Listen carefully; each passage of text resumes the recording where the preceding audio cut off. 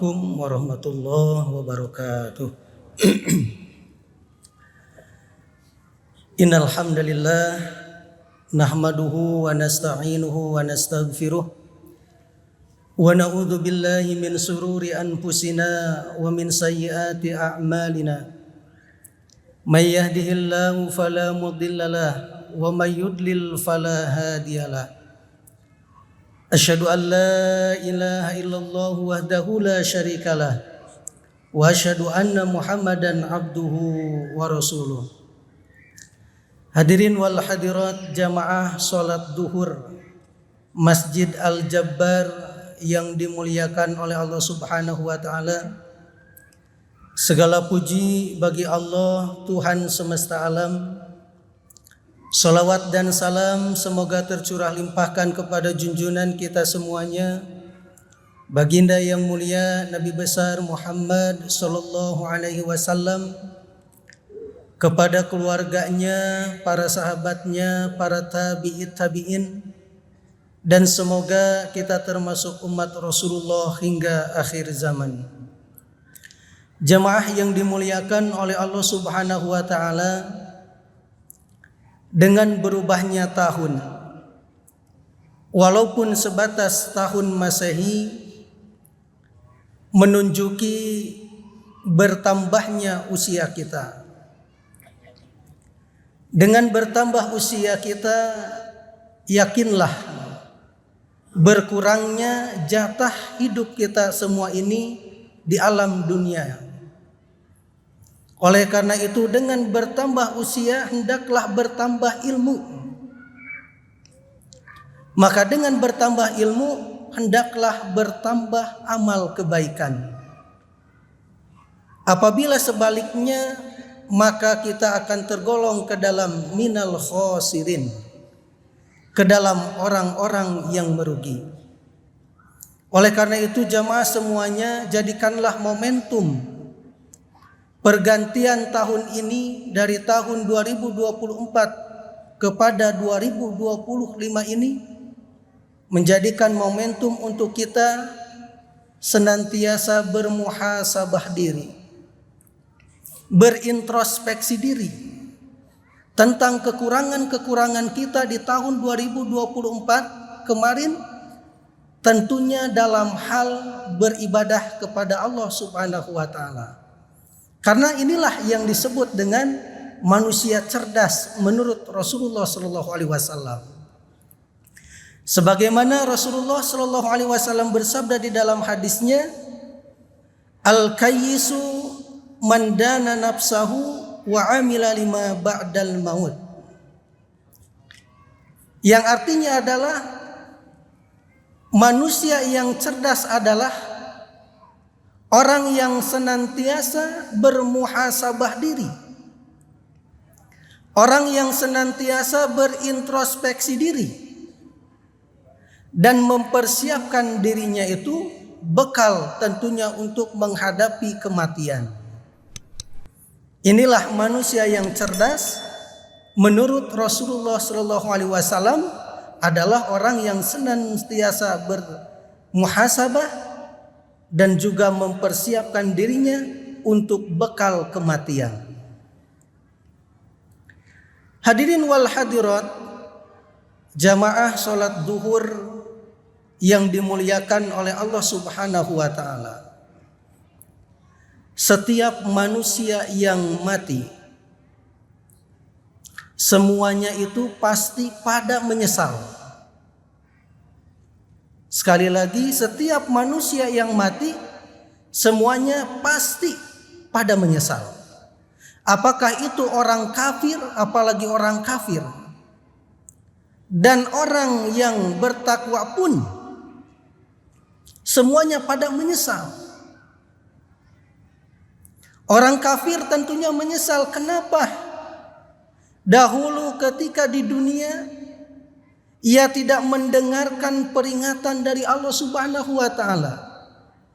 Ia tidak memikirkan ajakan dari Al-Qur'an. Dan ia menyesal kenapa ketika di dunia ia tidak segera bertaubat. Begitupun orang yang bertakwa.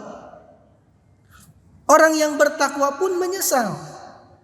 Kenapa ketika selama hidupnya di dunia tidak menambah kebaikan kepada Allah Subhanahu wa taala. Tidak menambah kedekatan terhadap Allah Subhanahu wa taala. Oleh karena itu jamaah semuanya, semoga kita menjadi orang yang menyesal itu, yaitu menyesal sebagai orang yang bertakwa. Di dalam Al-Quran Allah Subhanahu wa ta'ala menggambarkan bagaimana penyesalan-penyesalan orang yang kafir ketika diperlihatkan oleh Allah Subhanahu wa ta'ala neraka jahanam. Ketika diperlihatkan oleh Allah Subhanahu wa ta'ala siksa kubur. Ketika diperlihatkan oleh Allah Subhanahu wa ta'ala begitu besarnya, beratnya padang mahsyar. Di dalam Al-Quran surat Al-Fajr ayat ke-23 dan juga ayat 24 Allah berfirman, waji'a yawma idzin bi jahannama yawma idzi yatadakkarul insan wa anna lahu dzikra. Dan pada hari itu diperlihatkanlah neraka jahanam. Pada hari itu sadarlah manusia dengan penuh penyesalan. Wa anna lahu dzikra, kata Allah, sayang kesadarannya itu sudah tidak ada manfaatnya. Sudah tidak ada gunanya ketika mereka orang-orang kafir diperlihatkan neraka jahanam. Lalu di dalam Al-Quran surat Al-Munafikun ayat ke-10 Allah berfirman, wa anfiqu mimma razaqnakum min qabli ayyati ahadakumul maut fayaqula rabbi laula akhartani ila ajalin qarib fa asaddaqa wa akum minas solihin. Kata Allah, dan infakkanlah sebagian dari yang telah aku berikan kepadamu sebelum datang kematian. Maka salah seorang dari mereka berkata kepada Allah, ya Allah, tangguhkanlah kematianku walaupun sebentar saja, biar aku dapat bersedekah, biar aku berbuat kebaikan, supaya aku menjadi orang-orang yang soleh. Sekali lagi jamaah semuanya, penyesalannya pun sudah tidak ada manfaatnya lagi. Lalu di dalam Al-Quran surat Al-Mulk ayat ke-10 juga Allah berfirman, wa qalu law kunna nasma'u aw naqilu ma kunna fi ashabis sa'ir. Orang-orang kafir mereka berkata dengan penuh penyesalan, seandainya dahulu aku mendengarkan dan memikirkan peringatan dari Allah Subhanahu wa ta'ala, maka tentunya aku tidak akan menjadi penghuni neraka yang apinya menyala-nyala. Nauzubillah summa nauzubillah. Jamaah semuanya, semoga jamaah semuanya yang hadir di Masjid Al-Jabar ini termasuk orang yang senantiasa ingat terhadap Allah Subhanahu wa ta'ala. Tentunya dengan hadir di masjid yang kita cintai ini tentunya ada iman dan takwa yang ada di dalam diri jamaah semuanya. Inilah gambaran penyesalan orang-orang yang kafir yang digambarkan oleh Allah Subhanahu wa ta'ala di dalam Al-Quran. Lalu ada kisah jamaah semuanya, ini yang dialami oleh sahabat Rasulullah Shallallahu Alaihi Wasallam yang bernama Sauban. Ini sahabat Sauban ini adalah sahabat yang soleh. Sauban ini sahabat yang sangat unik sekali. Beliau senantiasa sholatnya itu di paling pojok sebelah kanan paling depan. Sauban senantiasa tidak pernah meninggalkan sholat subuh berjamaah di masjid. Tidak pernah meninggalkan sholat yang 5 waktu di masjid. Subuh pun beliau tidak pernah meninggalkan sholat subuh berjamaah di masjid. Bayangkan jamaahnya.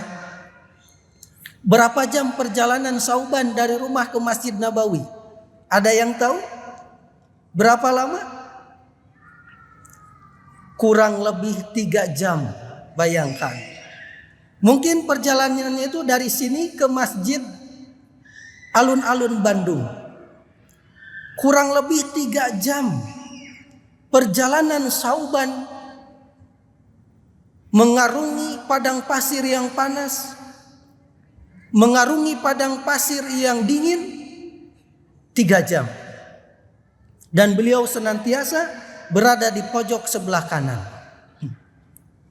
Suatu ketika Rasulullah SAW dan para sahabat ingin melaksanakan sholat subuh berjamaah. Melihat ternyata tidak ada Sauban di pojok kanan. Sudah beberapa hari Sauban tidak ada. Rasulullah dan sahabat tidak melihat Sauban. Maka ditanyalah oleh Rasulullah, kemana Sauban? Tidak ada yang tahu.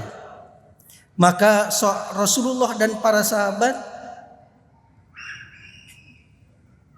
melihat atau berkunjung ke rumah Sauban. Ternyata Sauban itu sedang sakit.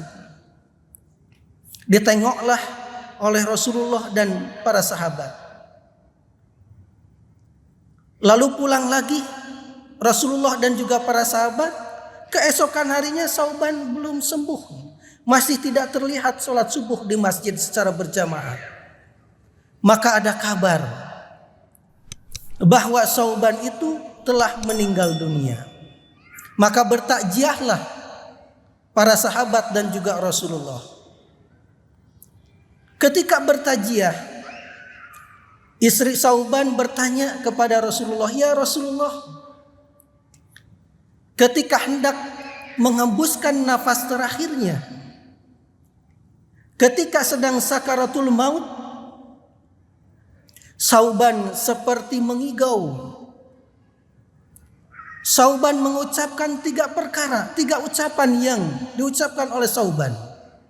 Yang pertama, Sauban berkata, kenapa tidak sekalian jauh? Kenapa tidak sekalian jauh, kata Sauban. Lalu dibisikinlah Rasulullah oleh malaikat dan Rasulullah tersenyum. Ternyata jamaah semuanya, perjalanan Sauban dari rumah ke masjid yang menghabiskan waktu kurang lebih 3 jam itu tidak terlalu jauh. Beliau ingin rumahnya itu lebih jauh dari masjid. Biar perjalanannya itu pahalanya itu lebih besar. Diperlihatkanlah oleh Allah Subhanahu wa taala amalan Sauban ketika masih hidup.